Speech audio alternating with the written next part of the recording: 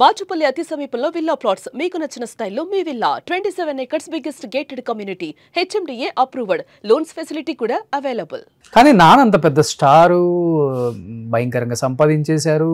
అమ్మ చాలా యంగ్, పెద్ద పెద్ద హాస్పిటల్స్ లేకపోతే వేరే కంట్రీకి తీసుకెళ్ళి ట్రీట్మెంట్ చేస్తే క్యూర్ అవుతుంది, యాజ్ యూజువల్గా ఎప్పుడులాగే అట్లీస్ట్ స్టిక్తో అయినా నడుస్తారు అనేవి చెప్పలేదా? లేదు, అట్లా వదిలేశారు అనేది కూడా ఒకటి ఉంది. లేదు, ఇప్పుడు మీకు కేసు ఎలాంటి కేసు అంటే ఇంగ్లీష్లో సూపర్ మ్యాన్ యాక్ట్ చేసిన క్రిస్టోఫర్ రీవ్స్ అని ఉంటాడు. ఆయన కూడా సేమ్, ఆయన గుర్రం నుండి పడిపోయాడు. వెనకాల L12 L13 అని మీకు వర్టిబ్రే ఉంది కదా, అక్కడ కింద తగిలితే ఈ బొడ్డు కింద నుండి స్పర్శ లేకుండా నర్వ్ కట్ అయిపోయింది. వెనుకోస లోపల ఉండేది కట్ అయిపోయిందంటే మీకు ఎలక్ట్రికల్ పల్సెస్ ఉండదు.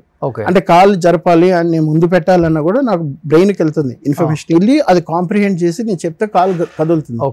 అది మీకు ఇక్కడ L12 L3 I'm not sure.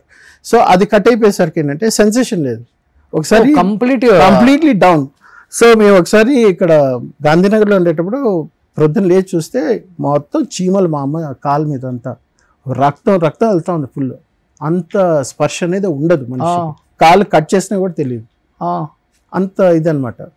So అలా పడిపోయింది. అదే I just come back to that. So ఇప్పుడు ఏంటంటే ఇప్పుడు అక్కడ నుండి హైదరాబాద్ వచ్చాము. హైదరాబాద్ వచ్చిన తర్వాత మళ్ళీ ప్రోగ్రామింగ్ చేశాను, సైబర్ C++ అవన్నీ అయిపోయింది. ఇంకా మా ఫాదర్ అన్నారు, నేను సినిమాలో ఆఫర్ ఇస్తాను రా, యూ వాంట్ టు జాయిన్ అన్నారు. అనేసరికి అప్పుడు పెద్ద పెద్ద హీరోలు డైరెక్టర్స్ని ఒక్కొక్క రోజు కలవడం స్టార్ట్ చేశాను. ఏంటండి ఎలా ఉంటుందంటే, చాలా పెద్ద స్టార్స్ కూడా అదే చెప్పారు, నాకు మీ నాన్నకు ఉండే రెస్పెక్ట్ నీకు రాదు. ఎందుకంటే ఆయన ఎస్టాబ్లిష్ చేసి ప్రూవ్ చేసుకొని వచ్చారు కాబట్టి ఆయన ఎంటర్ అయ్యారంటేనే ఆటోమేటిక్గా ఎవరైనా సరే రండి మాట్లాడు, నువ్వు యాక్టర్ కొడుకు అనాలంటే నువ్వు ప్రూవ్ చేసుకోవాలి. మళ్ళీ మంచి చెడు అన్నీ చూసాము. చూసిన తర్వాత ఆ చెడు ఎక్కువ చూసి భయపడిపోయాను. మీకు తెలుసు కదా, ఏ ఇండస్ట్రీలోనే చెడు ఉంటుంది, మంచి ఉంటుంది. అది చూసి భయపడిపోయి ఇంతకాలం మా నాన్నకు రెస్పెక్ట్ ఉంది, నా వల్ల ఏమైనా చెడిపోతుందేమో, నేను మా నాన్న లెవెల్కి రాగలుగుతానో లేమో. ఆయన ఎక్సీడ్ అయ్యి వెళ్ళడం వేరే విషయం. ఎందుకంటే కంపేర్ చేసుకుంటాం కదా, మా నాన్న ఇలా ఉన్నారు, నేను ఇలా ఉన్నా, నా వాయిస్ ఇలా ఉంది, హైట్ ఇలా ఉన్నా. Okay, height almost have come equal, but workout చేస్తే బాడీ వస్తుంది. ఓకే, బట్ దట్ వాయిస్ రాదు. ఆయన శివాజీ గణేషన్ తమిళ్ యాక్టర్, ఆయన ఒకసారి కాంప్లిమెంట్ ఇచ్చారు, Ranganath your diction is very nice. అంటే పలికే పలుకు ప్రతి శబ్దంలోనూ చాలా బాగుంటుంది. ప్లస్ తెలుగులో కూడా ఆయన డబ్ చేస్తారు కదా. ఎవరు? నాన్నగారే ఫస్ట్ నుంచి కూడా సింగిల్ టేక్ యాక్టర్ ఆయన. ఆయన ఏంటంటే మెమరీ చాలా ఎక్కువ. మీరు ఒక 2 పేజీలు 10 పేజీలు ఇచ్చినా టక టక టక టక టక టక చెప్పేసి వెళ్ళిపోతారు. తడబడ్డం ఇవి ఏముండదు. డైలాగ్ చదివచ్చామా, ఎవరెక్కడ కూర్చోవాలి, ఏంటి షార్ట్, ఏంటి సీను, మీరేం చెప్తారు, నేను ఎప్పుడు చెప్పాలి, అంతే తప్ప. ఇప్పుడు జూనియర్ ఎన్టీఆర్ ఆయన డాన్స్ గురించి ఎలా మాట్లాడుకుంటారో ఆయన డైలాగ్స్ గురించి అలాగే. ఎన్ని సంవత్సరాలు ఉన్నారు అమ్మ బెడ్ మీద అట్లా? మరి ఇంకా అదే 2000 అంటే 1996 95 పెట్టుకోండి, 95 to 2009 అంటే ఎన్నేళ్ళు, 14 years 13-14 years. కానీ మీరు అంత బాగా చూసుకున్నారు కదా అమ్మని. ఫస్ట్ పడిపోయిన తర్వాత ప్రేమ ఏమో ఎక్కువ చూపించారు, తర్వాత ఏమో మెయిన్ పాయింట్కి వస్తాను. సో అంతవరకు వచ్చిన హైదరాబాద్ వచ్చిన స్టోరీ తర్వాత ఏంటంటే, అప్పుడు నాన్నకి సినిమాలు తగ్గిపోయి మేము ఇచ్చే రెంట్ నుండి ఇంకా వీ కేమ్ డౌన్. ఆయనకి ఎంత ఫైనాన్షియల్ ప్రాబ్లం ఉంది ఏంటి నాకు తెలియదు కదా. సో నాన్న 300 సినిమాలు తీశారు ఆయన. సో ఇల్లు సంపాదించారు ఆయన, ఎన్ని లక్షలు సంపాదించి ఎన్ని దానాలు ధర్మాలు చేశారో నాకు తెలియదు కానీ. సో ఇల్లు రెంట్ కట్టని పరిస్థితికి వచ్చిందా? ఇల్లు రెంట్ కట్టడం కాదు, రుక్మిణి అపార్ట్మెంట్స్లో 2000 వీఆర్ పేయింగ్ 2500. అక్కడ నుండి దాని పక్క వీధిలోనే గల్లీలోనే అక్కడ మేము వెళ్ళేసరికి రెంట్ 800 అంత సింగిల్ బెడ్రూమ్, సింగిల్ హాలు, ఇంకో బెడ్రూమ్ లాగా చిన్నది కిచెన్, అంతే. ముగ్గురం రాత్రి పడుకోవాలంటే మా మదర్ అక్కడ హాల్ లాంటి దానిలో పడుకుంటే, మా నాన్న ఒక రూమ్లో, నేను మేడపైన దీనిపైన టెర్రస్ పైన వెళ్ళి పడుకునేవాడిని. ఇవి ఎంతమందికి తెలుసు. అంత కష్టాలు వచ్చేసి, కానీ నేను చదివిన తర్వాత నాకు క్రికెట్ అవ్వడం లేదని చెప్పి నేను నాన్న ఇంకా ఐ థింక్ కలుగు మా ఫ్రెండ్ దుబాయ్కి వెళ్ళాడు. సో నేను అక్కడికి వెళ్తా, డబ్బులు పంపిస్తా, యూ ప్లీజ్ టేక్ కేర్, నేను కొంచెం సెటిల్ అవ్వడానికి టైం ఇవ్వండి, బట్ అన్నీ చూసుకుంటానంటే మా నాన్నకి అది ఇష్టం లేదు. వీడు ఒక్కడే కొడుకు, కష్టమైనా నష్టమైనా నాతోటే ఉండాలని నా ప్రేమ ఉంటుంది చూసారా. అక్కడ నేను దుబాయ్కి వెళ్ళాను. దుబాయ్కి వెళ్ళి 2 years ఉండి ఆల్మోస్ట్ సెట్ చేసుకున్నాను లైఫ్ ఇంకా మీదట ఎలా ఉండాలి ఏంటని. అది సెట్ చేసుకునే టైంకి ఏంటంటే మా ఫాదర్కి అప్పుడు రాఘవేంద్రరావు గారు ఆపర్చునిటీ ఇచ్చారు. ఇది శాంతి నివాసం. అది ఈయన ఎస్వి రంగారావు గారితో ఆయన సినిమా తీద్దాం అనుకున్నారు. అది మా నాన్న చెప్పింది నాకు, రాఘవేంద్రరావు గారు ఎస్వి రంగారావు గారితో తీద్దాం అనుకున్నారు, కానీ ఆయన లేరు. కానీ ఇప్పుడు ఒక టీవీ సీరియల్గా తీయాలంటే రంగనాథ్ అయితే బాగుంటుందని ఆయనకి ఛాన్స్ ఇచ్చారు.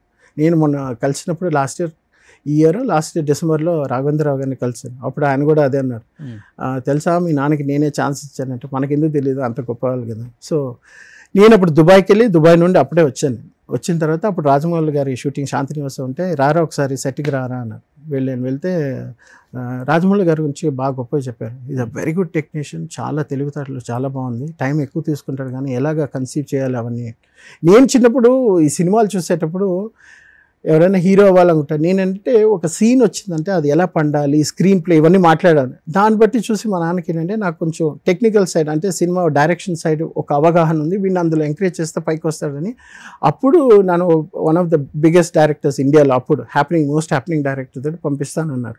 అదే నేను కనుక్కున్న తర్వాత ఇదంతా వద్దు మనకి రాదు, ఆ సెల్ఫ్ రెస్పెక్ట్ ఒరే తురే అనేస్తారు, నన్ను బాగా చూసుకున్నారు, ఎక్కడికి వెళ్ళినా రంగనాథ్ గారు కొడుకుంటే ఒక రెస్పెక్ట్ ఉండేది ఆ రోజుల్లో. ఇప్పుడు మళ్ళీ అది పోతుంది అనేసి నేను సినిమా ఇండస్ట్రీ రాకపోవడం కారణం. నాకు ఒక 3-4 సినిమాలు ఆఫర్స్ కూడా వచ్చాయి హీరోగా చేయడానికి.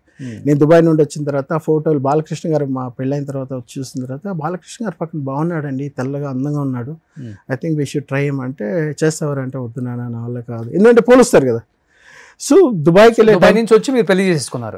దుబాయ్ నుండి వచ్చిన తర్వాత 800 రెంట్ ఇంట్లోనే ఉంటున్నారా ఇక్కడ? అప్పుడు అక్కడే ఉన్నారు.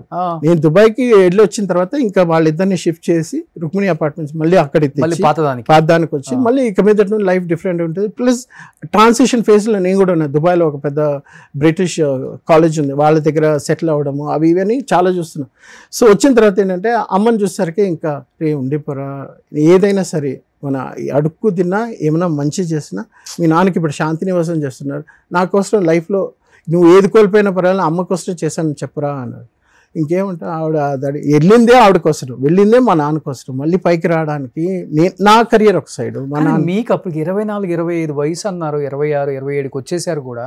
కనీసం ఇంట్లో పరిస్థితి ఏంటి, ఫైనాన్షియల్గా డబ్బు ఎటు వెళ్తుంది, ఏం కొన్నాము అంటే మీకు కొంచెం కూడా బాధ్యత లేకుండా వ్యవహరించారా? లేకపోతే నాన్న తీసుకునే అంటే మీరు ఆ బాధ్యతలు తీసుకునేదాకా ఆయన వద్దులే అని చిన్నపిల్లోడని లేకపోతే పాడు చేసేస్తాడేమో, డిసిషన్ మేకర్ నేనే ఉండాలి? Know the point here is కొన్ని నేను చెప్పను నువ్వు నన్ను అడగద్దు అనే ఒక లైన్ డ్రా చేసి ఒక తండ్రి సొంత ఇల్లు కూడా లేకుండా. నేను అదే అంటాను కదా, ఒక మనిషి ఇప్పుడు నేను మా నాన్నకి గ్రేటెస్ట్ గిఫ్ట్ ఇచ్చింది ఏంటంటే ప్రైవసీ. మీరు ఎంత సంపాదిస్తున్నారు, ఎవరికి ఇస్తున్నారు, అకౌంట్ నుండి ఎలా వెళ్తుంది అని తెలుసుకోవడం పిల్లలుగా మా బాధ్యత, కొడుకు మీ బాధ్యత. కరెక్ట్. సో ఆడపిల్లలు పెళ్ళి వెళ్ళిపోయారు. సో అమ్మకి హెల్త్ బాగాలేదు, ఆమెకి మెడిసిన్ కానీ బెడ్ 10 మనిషి దొరికితే డబ్బులు ఇవ్వాలి. సో అవన్నీ కూడా మా నాన్న మీద ఒక మర్యాద కొద్ది, ఏంటంటే ఆయనకి కొన్ని విషయాలు నచ్చవు. నేను ఎంత సంపాదిస్తున్నా, నా డబ్బు ఎవరికి, అల్లుడికి పెద్ద అల్లుడికి ఇస్తున్నానా, చిన్న అల్లుడికి ఇస్తున్నా, వాళ్ళు ఇల్లు కట్టుకోవడానికి ఇస్తున్నానా, వీళ్ళు ఇల్లు కట్టుకోవడానికి వాళ్ళకి ఏమేం కావాలో కొనిస్తున్నానా, బయట వాళ్ళకి ఇస్తున్నానే, నన్ను అడగద్దు అనే రకం మనిషి దగ్గర, సెన్సిటివ్గా ఉండే మనిషిని రెస్పెక్ట్ చేయడం ఏంటంటే అడగకుండా ఉన్నాడు. అడగరా అమ్మ అడగదు, నేను అడగదు. సో మనకు అర్థమైనప్పుడు ఏంటంటే మనమే కనీసం 800 రూపాయలు ఇంట్లో రెంట్కి పోయినప్పుడు అయినా అడుగుతారు కదా అమ్మ, ఏంటి రాజభోగాల దగ్గర నుంచి ఇక్కడ తీసుకొచ్చేసారు. ఆయన సెన్సిటివిటీ అది కదా. ఇప్పుడు చాలా మంది బయట వాళ్ళకి తెలియని ఏంటంటే వీళ్ళు పిల్లలు చంపేశారు, కొడుకు చంపేశారు, అనాథగా వదిలేశారు అంటారు. కానీ మేము పడిన కష్టాలు, మా ప్రయాణం అనేది మా నాన్న మాకు నేర్పించిన లైఫ్ గురించి అనేది లైఫ్ ఇస్ జర్నీ. నువ్వు కొడుకు అంతవరకు నీ లైఫ్, తండ్రి నేను ఎంతవరకు చూసుకోవాలో అంతవరకే, అది లైన్. నేను ఎంత సంపాదిస్తున్నా, ఎవరికి పెడుతున్నా, ఏం చేస్తున్నా, యూ షుడ్ నాట్ ఆస్క్ అని చెప్పేటప్పుడు, చెప్పకుండా చెప్పేటప్పుడు యూ కెన్ నాట్ ఆస్క్ కదా. ఓకే, అయినా నేను అడుగుతా. ఇప్పుడు నేను కనుక్కోవాలంటే కనుక్కోలేనా?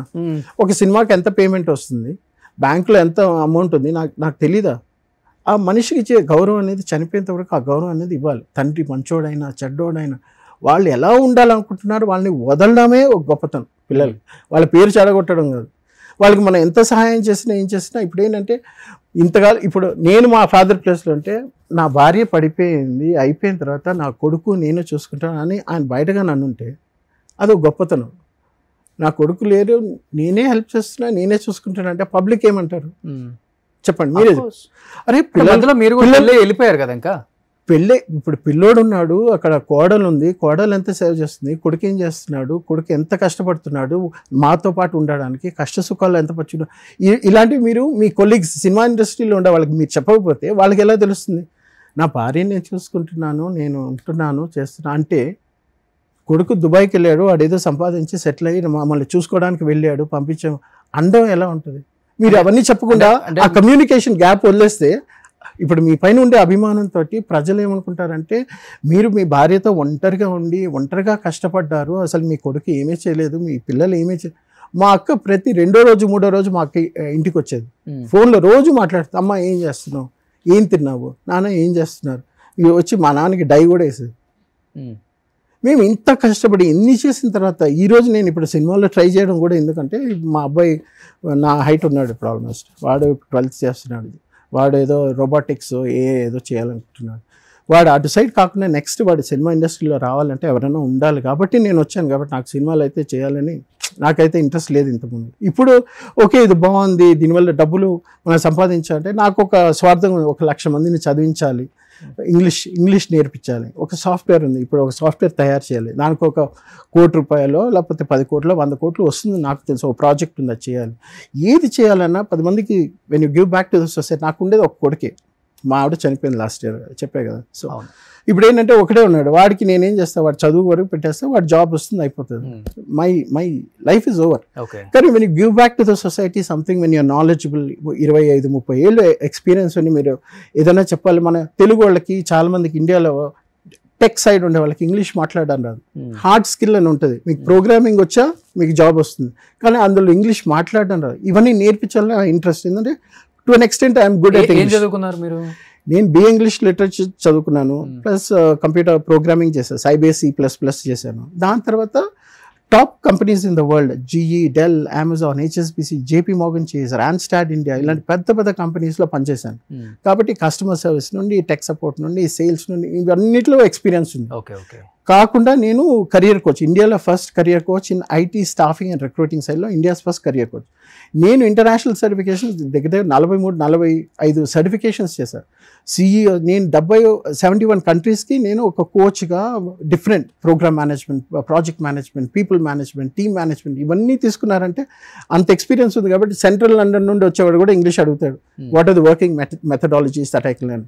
సో ఇంతమంది 71 దేశాలకి నేను ఎక్కడో ఉపయోగపడేటప్పుడు నా దేశంలో ఉండే నా మనుషులకి మా నాన్న చేసినట్టు మన ఆంధ్ర వాళ్ళకి, తెలుగు వాళ్ళకి నేను ఇంగ్లీష్ నేర్పిస్తే వాళ్ళు నేర్చుకుని బాగుపడే ఒక్క పదం నేర్చుకున్నా బాగుంటుందని అక్కడికి నారాయణ స్కూల్స్లో కూడా వెళ్ళి అక్కడ వెళ్ళి పనిచేసి దగ్గర ఓవరాల్ 13,000 మంది ఇప్పటివరకు కలిసి వాళ్ళకి ఇంగ్లీష్ ఏదో 1-2 పదాలు ఏదో ఒకటి నేర్పించారు. వాళ్ళు కూడా షాక్ అయ్యారు, ఏం సార్ ఇంత చదువుకొని మీరు ఇక్కడ వచ్చి నేర్పిస్తానంటే. ఫ్యూచర్ వాళ్ళే కదా. సో మొన్నటి వరకు బెంగళూరులో ఉన్నారు కదా? మొన్నటి వరకు బెంగళూరు వచ్చారు, హైదరాబాద్కి షిఫ్ట్. అమ్మ చనిపోయిన తర్వాత, నాన్న చనిపోయిన తర్వాత. నాన్న అంటే లాస్ట్ ఇయర్ మా ఆవిడ చనిపోయింది, అప్పుడు లాస్ట్ ఇయర్ వచ్చాము. వచ్చిన తర్వాత బ్యాక్ అండ్ ఫోర్త్ వెళ్ళి వస్తున్నాము. లాస్ట్ టైం కూడా మనం మాట్లాడాము. సో అందుకే అక్కడికి వెళ్ళి రావడం, కొంతమంది క్లయింట్స్ ఉన్నారు వాళ్ళకి చూసుకొని ఇక్కడ ఫుల్ ట్రాన్సాక్షన్ రావడం. సో ఇలా రావడం ఇది ఒక ఫేస్ అయింది. సుమన్ టీవీలో మీ పర్సనల్ అండ్ బిజినెస్ ప్రమోషన్స్ కోసం కింది నెంబర్కి కాంటాక్ట్ చేయండి.